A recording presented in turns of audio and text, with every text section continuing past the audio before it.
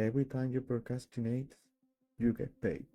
Not with money, with relief. For a moment, the pressure disappears. The task is still waiting, but you feel better right now. The relief is the reward, and every time you collect it, avoiding the task becomes easier to repeat. That's how you can genuinely care for something and still keep running from it. So I'm not going to tell you to just start. I'm going to show you how to discover what your procrastination is doing for you and choose a response that actually fits the problem.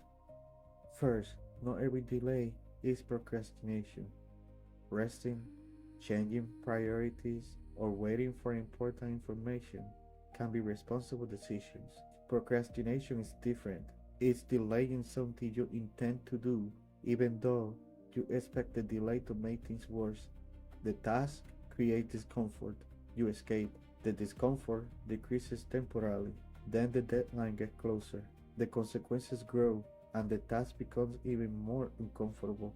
Caring can create pressure, but fear isn't the only cause.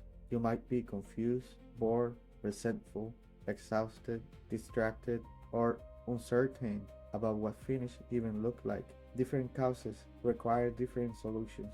The next time you catch yourself escaping, perform a quick procrastination autopsy. Ask four questions.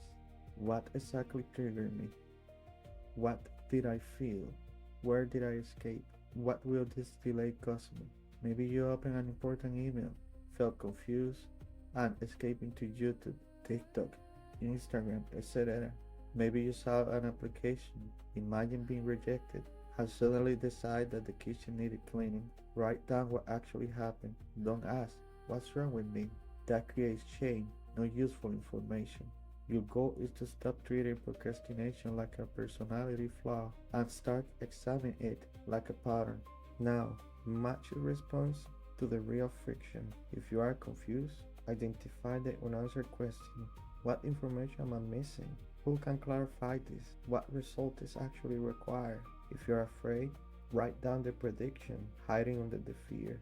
If I submit this, people will think I'm incompetent.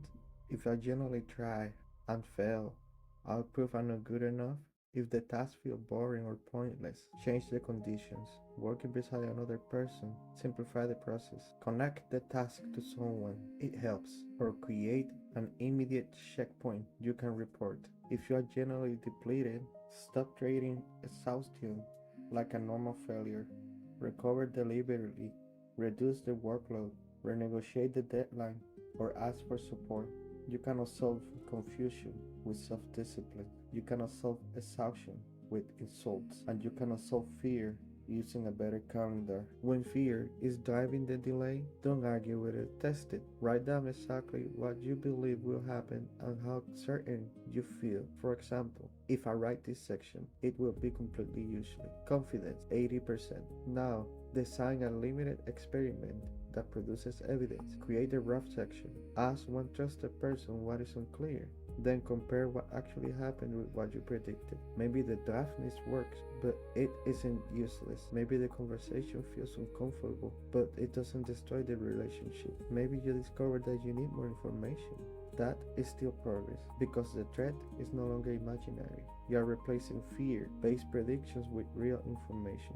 Confidence doesn't always arrive before action. Sometimes it grows from evidence. You will procrastinate again. When it happens, use three lines. The fact, I avoid this for 2 days. The impact, now I have one less evening to finish it. The repair, I'll tell the person affected, reduce the scope, and complete the essential section first.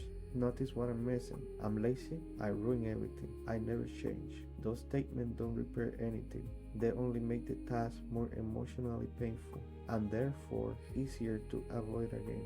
Self-forgiveness does not mean pretending the delay caused no damage. It means acknowledging the damage without turning it into your identity, then taking responsibility for the next repair. If procrastination consistently damages your work, education, finances, sleep, or relationship, consider speaking with a qualified professional. Persistent difficulty starting tasks can overlap with treatable problems such as anxiety, depression, or ADHD. Choose one task you've been avoiding and complete this sentence. When I face blank, I feel blank, so I escape into blank. Then ask, What response would actually fit that feeling?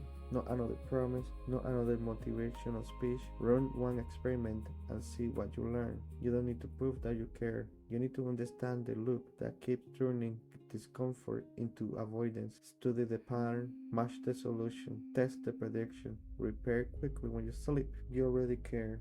Now stop fighting your character and start changing the loop.